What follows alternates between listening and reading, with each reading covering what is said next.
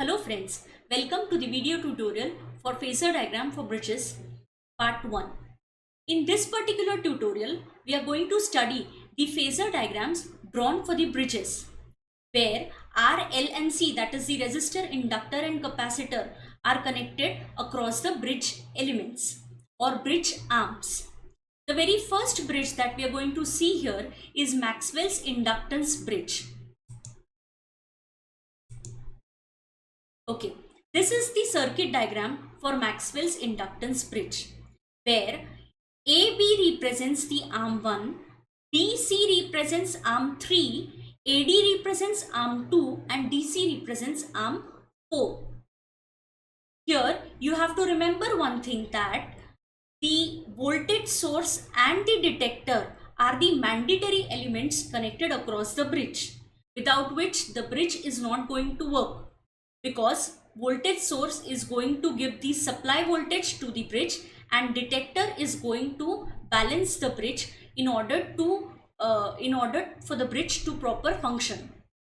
In this particular bridge circuit, it is seen that the detector and the voltage source are connected across the opposite arms. You have to be always very sure that whenever you are drawing any of the bridge, in that particular bridge you have to draw the voltage source and the detector across the opposite arms only, where you can see that across AC you have drawn the voltage source and across BD you have drawn the detector. Now the elements connected across arm 1 are R1 and L1, arm 2 are R2 and L2, arm 3 and 4 includes the resistances connected. Now one by one across each arm we are going to draw the phasor diagram, and thus we will be drawing the resultant phase for voltage and current. Okay, now few basic steps for bridges. As we can see here, the current flowing across AB will be the same, that will be flowing across AC, because the current will be flown via two paths, this path and this path. Okay, so the current flowing across AB and BC will be same, that is I1 is equal to I3. Similarly, the current flowing through AD will be same as DC, that is I2 equals to I4. Okay, now this was about the current. For voltages, there are 4 voltages, E1, E2, E3 and E4. When the time when we'll be studying the AC bridges, we'll study this in detail. Currently you just remember E1 is equal to E2 and E3 is equal to E4. Let us draw the bridge now. This is the reference phase for the bridge, which is denoted for the current. I1 is the current flowing across the arm 1, that is from A to B. Let us see each element one by one. R1 is the first element of arm 1. So IR is the current across this arm and I1R1 is the voltage across this arm. So always you have to remember, you have to draw the current phase and the voltage phase across each and every element connected across the bridge. So we have drawn the current phase and the voltage phase for resistor. Similarly, we'll be drawing it for the inductor. Now for inductor, we know that I1 is the same current that is flowing through inductor. We know the phase for I. So remember LI. When we know the phase for I in case of inductor, the phase of voltage will be leading by 90 degree. So this way we are going to draw the voltage across, phase of voltage across inductor, represented by I1 j omega L1. For branch 1, we have voltage E1. So we have to add the voltage across resistor and inductor. We have two phases, we have to add these two phases. So addition of these two phases can be done by law of parallelogram of vectors, and the addition is nothing but the resultant vector denoted by E1. Immediately write down E1 is equal to E2 because we know that E1 is equal to E2. We'll keep this E2 aside for some time. Then we'll move towards the third branch because I1 is the same current flowing through the third branch. Represented this way. Red line shows the voltage across the resistor, that is I3R3, will denoted by E3. Now, if you see carefully, E3 is given by is also equal to E4. So here we now have all the four voltages. To find the resultant voltage, we only need to add up these two phases. So we'll be adding it again by law of parallelogram of vectors, and this pink phase represents the resultant voltage E, which is given by E1 plus E2 or E3 plus E4. Okay, but finding the resultant voltage is not sufficient. We have to draw the phases across each and every element, and not only single phase but both the phases, that is the current phase as well as the voltage phase.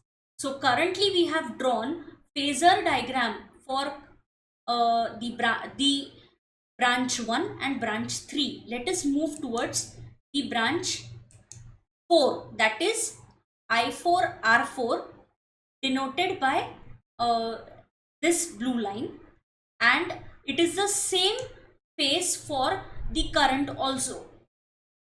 Because it is E4, I4R4 and I4 all are represented on the same phase. Let us move towards the second branch. For second branch, the first element is R2. Now, we have the voltage phase across R2 given by E2. Rather, we actually don't know what is the phase for exactly I and V for R2, because E2 is nothing but the addition of R and L. Okay, so we need to know any one phase. Here we know that I2 is the current flowing from A to D and D to C is I4, and we also know I2 is equal to I4. We have stated here that this is the phase for I4. So by default, this is the same phase for I2. Okay.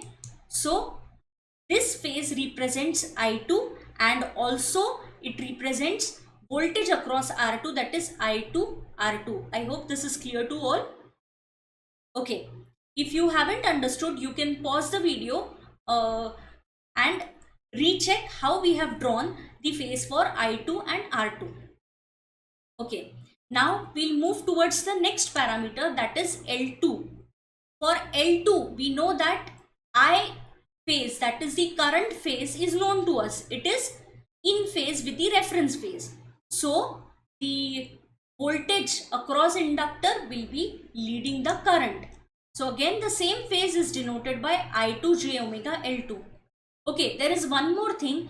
Either you can draw it on the same line or you can draw on the reference line anywhere. The only point is we are more related to the direction of the phases.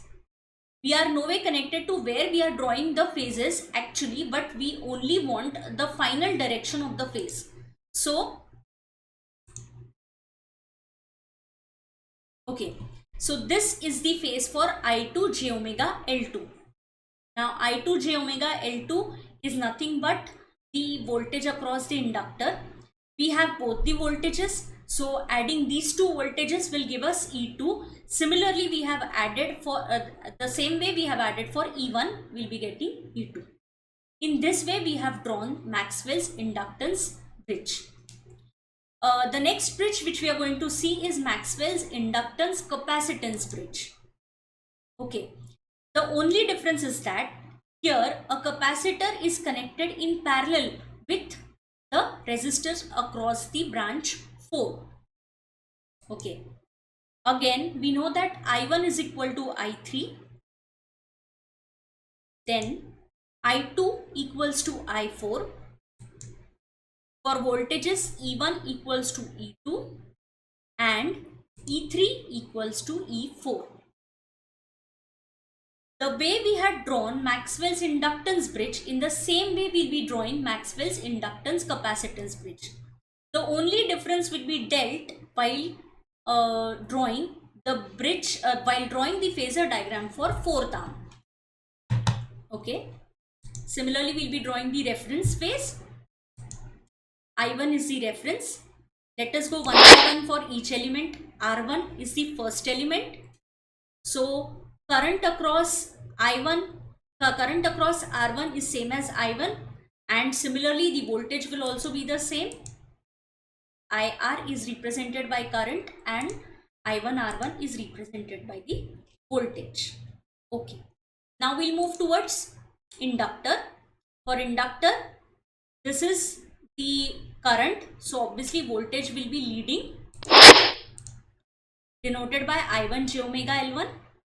Now we have voltages across R1 and L1 both. We'll be adding it to get E1. So in this way we'll be getting E1 is equal to E2. Now as we know that E1 is equal to E2, by default we have drawn the phase for voltage across the R2 also, but we'll deal with it later. We'll move towards the third branch. The current flowing across the third branch is same, denoted by IR3. Similarly, the voltage across resistor will be in phase and will be denoted by E3, because there is only one component connected here. So this itself is E3. We know that E3 is equal to E4. So now we have got E1, E2 and E3, E4. Quickly we'll be drawing the resultant phase, denoted by E. So E can be given by E1 plus E2 or E3 plus E4. Okay. So we have completed the first and the third branch. Let us move towards the next branch, that is fourth branch. Now see carefully, for fourth branch, voltage across C4 and R4 is same, that is E4, as the components are connected in parallel. We had seen this in the previous video, that is where we had seen R, L and C were connected in parallel. Okay, so now the voltage will be same. The current will be divided. So we'll denote this by IC and this by IR. As we know that E4 is the voltage across fourth arm, which is same that across the capacitor and across the resistor.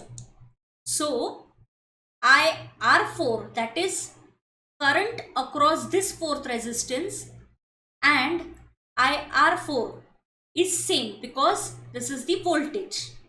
Okay. Now see, let us see this carefully. I4 R4 is the voltage across resistor, which is same as E4. Okay. The same phase is IR4. We know that I4 is addition of IC and IR4. So we have the phase for IR4. We need to calculate the phase for IC. Now how to calculate the phase for IC? We know the voltage across capacitor is this in this phase. So the current will be leading. So we'll be drawing the phase of current across capacitor, that is leading the phase of voltage, because this is the phase of voltage across the capacitor. We'll denote it with IC4. IC4 and IR4 added together will give you I2. Okay.